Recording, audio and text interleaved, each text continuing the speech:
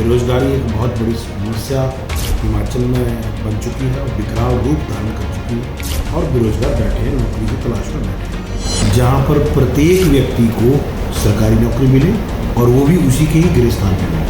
हमने अपने स्तर पर विभिन्न कंपनियों से बात की तो मल्टीनेशनल कंपनियों में लगभग 1500 रिक्तियों को लेकर रोज़गार मेला हमारे विधानसभा क्षेत्र में आयोजित किया जा रहा है, जिसमें एम्प्लॉय इंश्योरेंस कवर होता है, EPF उनका कटता है। तो वो सारी सुविधाओं के साथ ये रोज़गार लोगों को मुहैया कराया जाएगा कि जब कंपनी यहाँ से हायर करेगी बच्चों को तो जो स्टार्टिंग सैलरी है, क्योंकि बाहर जब जाना तो वहाँ रहना खर्चा, रूम रेंट, खाने का खर्चा, उसके बाद जोड़ना भी है, घर भी भेजना है पैसा, बड़े सारे चैलेंज हैं। 22 जून को होने जा रहा रोजगार मेला के अंदर उसी की जानकारी लेकर हम उपस्थित हुए हैं आज आप सबके समक्ष। डॉक्टर जनक राज जो कि पांगी बरमौर के विधायक हैं, वो इन्फॉर्मेशन देंगे इस बारे में। सर स्वागत है आपका। सबसे पहले अनंत ज्ञान शामिल हो। धन्यवाद। सर बात कर रहे थे आप रोजगार मेले को लेकर के प्राइवेट कंपनी से बल्क में जो है हायरिंग करने जा रही हैं, उसके बारे में जानकारी दें सर दर्शकों को। देखिए, ऐसा कि आज के ज़माने में बेरोजगारी एक बहुत बड़ी समस्या है और ऐसी कोई भी व्यवस्था, ऐसी कोई भी सरकार, ऐसा कोई भी देश नहीं हो सकता जहां पर प्रत्येक व्यक्ति को सरकारी नौकरी मिले और वो भी उसी के ही गृह स्थान पर मिले, जो संभव नहीं है। अक्सर काम की तलाश में लोगों को अपने गृह क्षेत्र से बाहर जाना पड़ता है। कई लोग विदेशों में भी जाते हैं, असंख्य भारतीय लोग देश से बाहर भी काम कर रहे हैं और अच्छा काम कर रहे हैं, बहुत बढ़िया काम कर रहे हैं। तो उसी दिशा पर चलते हुए हमने भी ये विचार किया कि हमारे विधानसभा क्षेत्र में बहुत सारे युवा जो ITI डिप्लोमा धारक हैं या जिन्होंने इंजीनियरिंग के कोर्सेज किए हैं, डिप्लोमा किए हैं, डिग्री किए हैं और बेरोजगार बैठे हैं, नौकरी की तलाश में बैठे हैं। तो वर्तमान समय में तो हिमाचल प्रदेश सरकार की परिस्थितियाँ किसी से छुपी नहीं हैं और बेरोजगारी एक बहुत बड़ी समस्या हिमाचल में बन चुकी है और विकराल रूप धारण कर चुकी है। तो इसमें एक छोटा सा प्रयास हमारी ओर से है। हमने अपने स्तर पर विभिन्न कंपनियों से बात की तो एक वेबसाइट है रोजगार.com। वो वेबसाइट अनेकों कंपनियों के लिए काबिल और प्रशिक्षित जो काम करने वाले लोग हैं उनको उपलब्ध करवाती है। तो उस कंपनी से हमने संपर्क किया तो उन्होंने अपने लिस्टेड अनेकों बहुराष्ट्रीय कंपनियां, जिनके नाम मैं यहाँ पर लेना चाहूँगा, PepsiCo, Flipkart, Just Dial, Dana, JSG, ICICI Lombard, Policy Bazaar, हॉलीसॉल, Speedways, Endurance, Chandelier Electric, Super Circle, डेफएससी, Fresh Way, Havells, Metro Tyre, Tech Mahindra,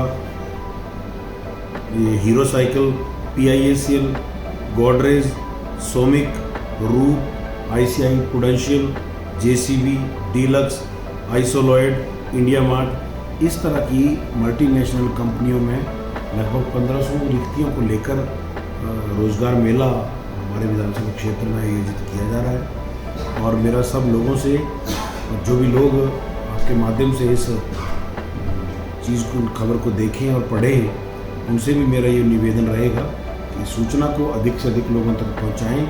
और 22 तारीख सुबह 9 बजे गवर्नमेंट सीनियर सेकेंडरी स्कूल महिला में इस रोज़गार मेले का आयोजन किया जा रहा है और सब लोग अपने दस्तावेज लेकर वहां आएँ। आपसे किसी तरह का कोई शुल्क नहीं लिया जाएगा, निःशुल्क ये सुविधा है। और जो भी आपके पास अनुभव है, कोई प्रशिक्षण का कोर्स किया है, वो सारे कागजात वहाँ पर लेके आए और अपनी योग्यता, अपनी क्षमता, अपने शैक्षणिक योग्यता और अपने अनुभव के आधार पर रोज़गार वहाँ पर प्राप्त कर सकते हैं। इसमें बताना चाहूँगा, ये एक मल्टीनेशनल कंपनी का रोज़गार है जिसमें जो कर्मचारी होता है उसको तनख्वाह के अतिरिक्त और भी बेनिफिट मिलते हैं, जिसमें एम्प्लॉय इंश्योरेंस कवर होता है, EPF उनका कटता है। तो वो सारी सुविधाओं के साथ ये रोज़गार लोगों को मुहैया कराया जाएगा। मेरा सभी लोगों से यही आग्रह है कि सूचना का अधिक से अधिक प्रचार प्रसार करें।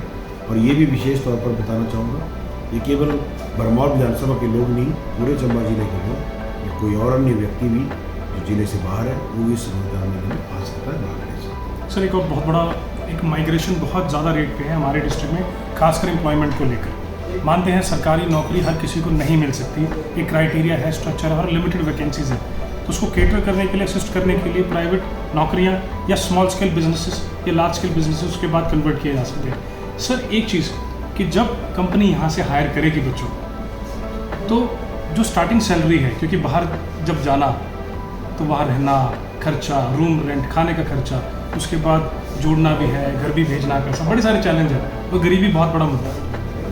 आगे क्या क्या प्लानिंग है सर इस चीज़ को लेकर, एम्प्लॉयमेंट इरेडिकेट करने को लेकर, खासकर बरमौर क्षेत्र में आपकी? देखिए, सबसे पहले तो इस रोज़गार मेले के संबंध में जो अपने सैलरी को लेकर बात पूछी उसके बारे में बताना चाहूँगा। देखिए, ये मल्टीनेशनल कंपनीज हैं जो भारत सरकार के मिनिमम वेजेस एक्ट के द्वारा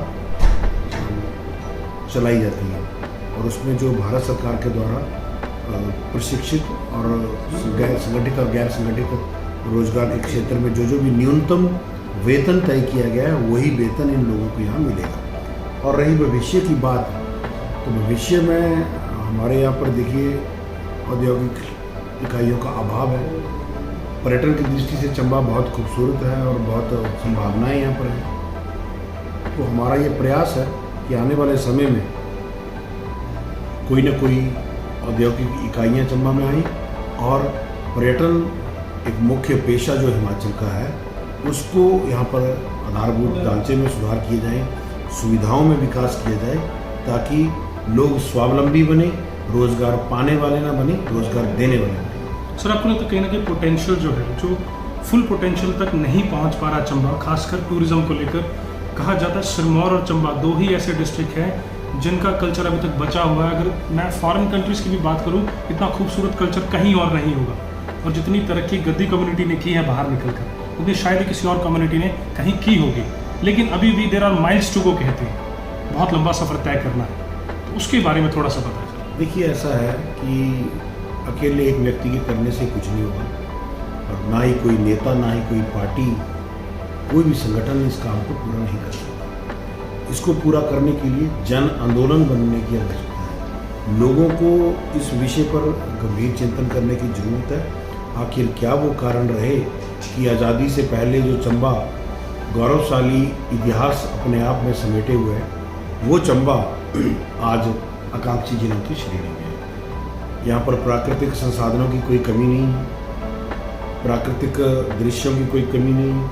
चाहे हाइड्रो इलेक्ट्रिक पावर को देख लें, चाहे वन संपदा को देख लें, चाहे टूरिज्म की उसको देख लें, चाहे कल्चर को देख लें, किसी भी विषय पर आप देखें तो चंबा के पास प्राकृतिक तौर पर जो बहुमूल्य उपहार प्रकृति ने हमें दिए हैं, हम उनको सही तरीके से उनका अभी तक दोहन नहीं कर पाए। उसके बहुत सारे कारण हैं।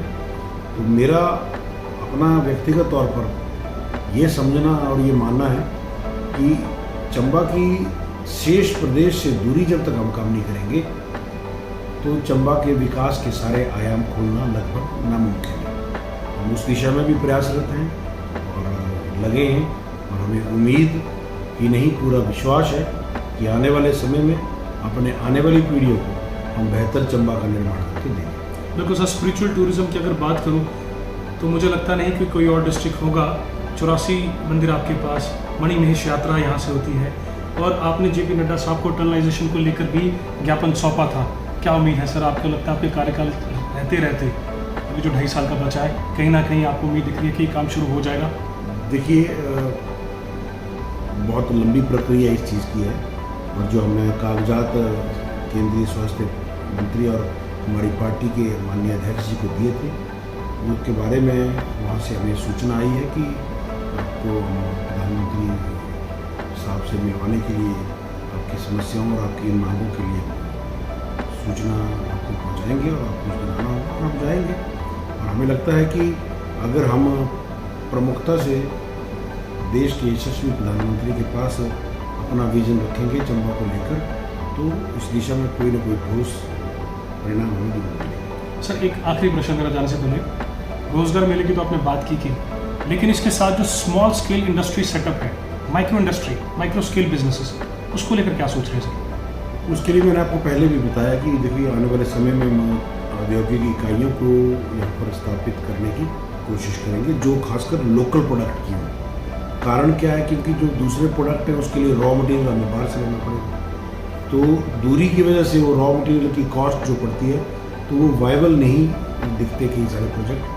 तो जो पहले भी मैंने एक बात कही कि चंबा की शेष प्रदेश से बहुत अधिक दूरी है, उसको कम किया जाए और यहाँ पर जो हमारी लोकल प्रोडक्ट है उन्हीं की हमें लघु उद्योग हम यहाँ पर लगाएं और उसके लिए प्रदेश स्तर पे प्रयास हो, प्रदेश सरकार की ओर से प्रयास हो, और सब लोगों की ओर से प्रयास हो कि हमारे चंबा के स्थानीय उत्पादों को वैश्विक स्तर पर पहचान मिले और वहाँ पर हम उनको प्रदर्शित करें। मुझे लगता है कि जरूर हम कामयाब होंगे। जी, तो ये थे हमारे साथ पांगी ब्रह्मौर विधानसभा क्षेत्र के विधायक डॉक्टर जनकराज साहब।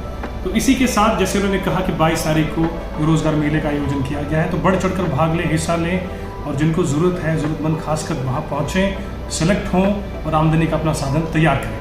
तो आज के लिए सिर्फ इतना ही। अगली बार हम फिर मिलेंगे किसी नए मुद्दे के साथ। तब तक के लिए जय हिंद, जय भारत और जय हिमाचल।